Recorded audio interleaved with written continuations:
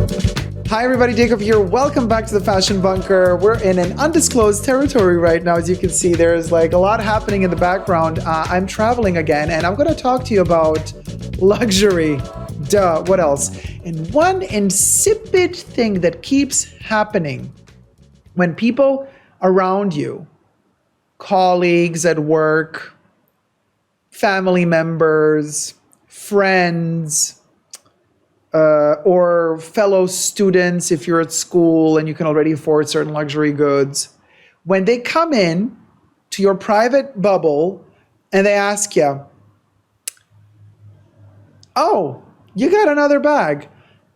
How come you got another bag? Why did you got another bag? You know, with that judgmental attitude, like, how can you afford it? Like, how can you pay for it? So we're going to talk about that. And I'm going to give you a couple of ideas of how to answer to those people. But first, subscribe to my channel. If you haven't already, push the join button next to the subscription button. Become a member today and gain access to extra perks. You can also join me on Patreon, superdacob, all spelled together there as well for extra perks. Thank you to all my members and patrons who have already pledged. This video is being filmed live in front of a live virtual audience. I live stream every week or every weekend, but this particular live stream is exclusively filmed in front of my patrons and members. So join today and never miss out on the live chats. Let me cue in my members and patrons right now. Hi guys, welcome. Welcome Han, Ollie, Pushlux, Fairy Dust, Audrey. I can't see everybody's names, you guys, it's really far away. So anyway, how many of you have received this type of comments like, oh, hold on, I have to shift a little bit. Hey Tina, hey, how's it going? How many of you have received this like comment? Okay, silly little example. This little cutie patootie here, right? We got Tallulah the micro speedy, okay? And you're just like walking around the office. You just came to work with Tallulah, whatever. And then your colleague, you know, sitting at the desk in front of you or something is like, oh, Dacob, you got another bag? Or at school, right? How can you afford this? Or, you know, family members or friends of family or whatever. And then they drop that comment and that just makes you feel terrible because it's like, what are they? Are they envious, jealous? Are they trying to make you feel guilty for spending your money? Like, how does it work? You know, what are the true intentions behind these questions? And I had something like that happen to me. The last time it happened to me was several months ago. Somebody asked me like, I was really dying to ask you, like, how can you afford all this? How do you make the money to pay all this? Like, what do you do? Like, you know, like almost like hinting at like, tell me how much money you make. And now it took me by surprise because I'm usually, okay, so this is also turning into a story time video, I guess, at this point, but hey, I just ate an apple, so I got an apple. I got some fruit sugars in me, so my brain is functioning again, by the way, but for a short time, and then because I'm on a low carb diet, so my brain is not working, but let's see for how long. But anyway, so it caught me off guard because I was like, you know how it is like sometimes when the situation has passed, like somebody throws some shade at you or somebody wants, or not really shade, but like asks you an uncomfortable question. And then the situation passes, you leave, they leave. And then like 1 hour later, the answer comes to you. You know what I mean? Like the right comeback comes to you and you're like, damn, why didn't I say that 1 hour ago? Why didn't I think of the brilliant answer 1 hour ago? Like, why did I think of it just now? Did that ever happen to you? Because like, it happens to me a lot. I try to be sharp-witted. I try to always have the zinger, the right comeback at the right time, but I don't. Now, this person, I don't think that they were malicious in any way, but I think that this person didn't think that they also have a job, that they're also earning money, that they also buy things, and they probably didn't think that if I had asked them the same question, they would have felt bad. Okay, I felt really obliged to give some sort of answer, you know, and I started talking and I said, well, you know, I worked in fashion for many years, in sales for many years. It's a big commitment to do that. It sucks up your life. Like it's like 13, 14 hours a day of work, especially when you're traveling to the fashion shows and you do sales in the showrooms, big clients, buyers from all over the world. But then, you put some money aside or whatever, and then you work on that. Now the YouTube channel, and then the question was like, okay, but do you get any sponsors? Like, how does it work? Blah, blah, blah. And I'm like, wait, hold on a minute here. What are we talking about? Are you the IRS? Are we doing like some sort of weird like tax questioning now? What the hell? But internally, I felt awful. Like I felt awful. But in the surface, professional as I was like, the smile. I'm like, okay, let's be polite about this and as quickly as we can move on to other topics. I'm sure it has happened to other people as well. I've said in the past, I'm not comfortable answering that. Gloria, that's interesting. Oh, Katie says the worst. Yeah. Okay, but this happens a lot as a woman, says Audrey. Not like we can build up a career. True, I come up with great returns like hours afterwards, right? Typical. Yeah, like just give me a form and I'll fill out and give it back to you tomorrow. No, but seriously. So, and then of course, 1 hour later, I was like, damn, why didn't I have the right answer? And you guys, now it depends how much you want to come off as standoffish or not. But honestly, the best way to make a person zip it and zip it for good is by showing the mirror to them. Literally lifting up the mirror. So in my humble opinion, and this is just my opinion, y'all, if I will remember to do it next time this happens to me, is to say, so somebody comes to you and says, I don't know, where's Tallulah? Where does she go? Okay, oh, there she is. So, and they're like, oh, you got another bag. How can you afford this? What, like, how much do you earn to afford this? If I'll remember, next time I'll tell this person, well, okay, that's an interesting question. What's your job? Oh, I see. How much do you earn a month? What's your salary? Oh, by the way, how much rent do you pay? Yeah, and how much do you spend for food? And, do you have a car? How much did your car cost? How could you afford the car? Just like keep dropping all those questions, make them feel like idiots. Because it is an idiotic question to ask. It's nobody's business. And I've said this before in another video. You know what else I don't like? Those people, and and listen, I don't want to offend anybody if you're that type of person right now, because I know some people have that instinct of preservation in them. Like we are at the bottom line, we're animals. When it comes to survival instinct, like food, some of us don't control that animal instinct. But what am I hinting at here? I'm hinting at when you're like sitting in a restaurant, right? Or like a fast food joint or whatever, and you're eating off your plate, and somebody who just entered the restaurant like passes by your table and they have no shame. They literally have no shame. Like you have your like plate on your table, you're eating with your friends and family, whatever, it's an intimate affair, and people passing by your table are like looking at your food like, like as they're walking by you, they're like looking at your, like literally looking at your food, like literally not even trying to hide that they are like obsessively looking at your food. Oh my God, this irritates me so much. I'm like, mind your own freaking business. And if you're gonna look at my plate, can you like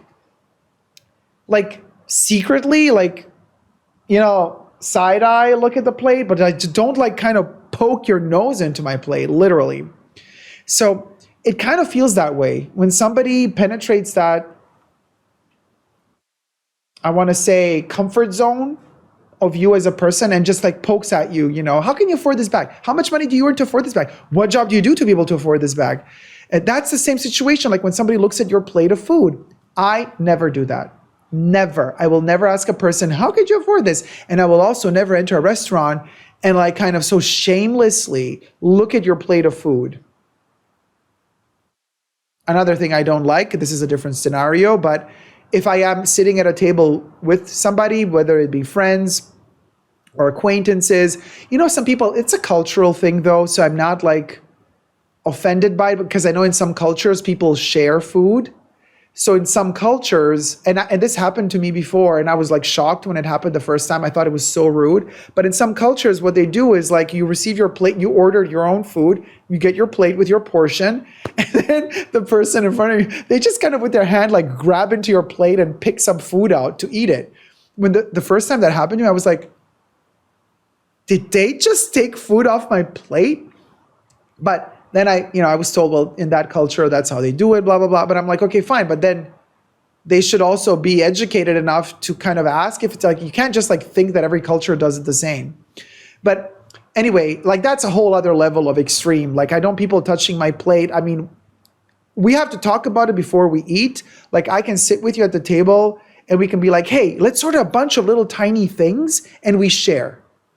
Totally fine. Then I'm all in. But if we're like sitting there and everybody's like reading through the menu and everybody orders that one dish for themselves, girl, you best believe that in my mind and in my stomach, I already calculated, okay, I can eat that amount for me. I didn't think about you, what you're going to eat. So I'm going to order the amount I need to vanquish the starvation. You know what I mean? Just saying. You don't invade somebody's dance space either. Oh, people do that as well. But so that's one answer I would give them if they ask you a question like, how can you afford this? Like, how can you afford anything? How much money do you earn every month? Now, that's a little bit standoffish, as I said. If you want to be polite and you want to kind of make them zip it, you could say, I think Gloria or Tina, who commented before, like, oh, I just say openly to them, hey, I don't feel comfortable talking about this. I would say that's a sort of answer that could fall in between standoffish and irritated. I think the person that receives that as an answer, they're going to think that you're irritated by them, which is going to then consequently possibly lead to them thinking that you're a biatch, you know what I mean? So if you want to be really politically correct about the answer, I would say something like this. Well, okay. You guys, let me just say something first. We live in a world, just my humble opinion, where I do always say the truth will set you free. And I love, be direct with me, be honest with me. But we don't live in a world where honesty is valued. Not really. We don't live in a world where if you're, corporate always tells you when you're working for corporate, we value your opinion.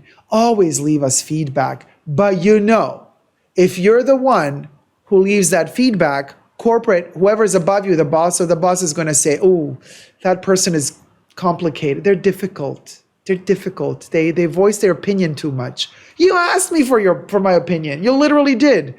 But they don't want to know criticism because then they have to deal with it. Oh, gosh, that employee, again, is saying, hey, here's a constructive criticism. You asked me for it. Because then they have to deal with their bosses, because then they have to deal with the boss of the boss. And it just trickles down and up the pyramid chain, and they don't want to have to deal with this stuff. So bottom line is, corporate does not want to know your opinion. They want you to zip it and work like a good little behaved, I don't want to use the S word because, it's a delicate word to use, but they want you to be without an opinion and just totally committed to the company. So you have to lie. And this is why I was saying this, to go back to my point. If you really want to be politically correct, you have to lie. Quelle surprise, right? Well, the politically correct answer would be, you come with this bag, somebody says, oh my God, another bag, how can you afford it?